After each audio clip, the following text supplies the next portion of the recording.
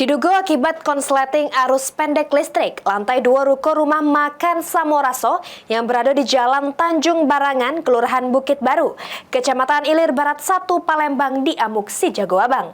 Tidak kata korban jiwa jeru peristiwa ini, namun kerugian ditafsir capai puluhan juta rupiah.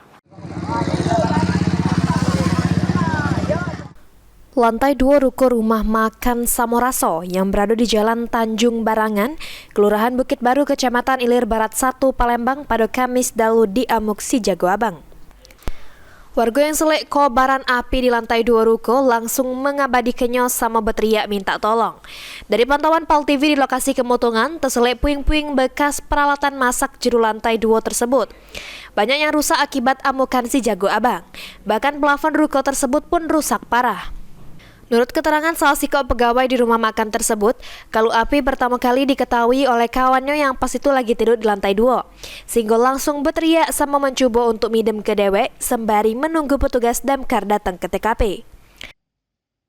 Apa ada yang netes ini kan api mungkin kan? Ada pucuk mungkin. Nah dia terbangun, pas terbangun tadi, dijenguk ada api kan?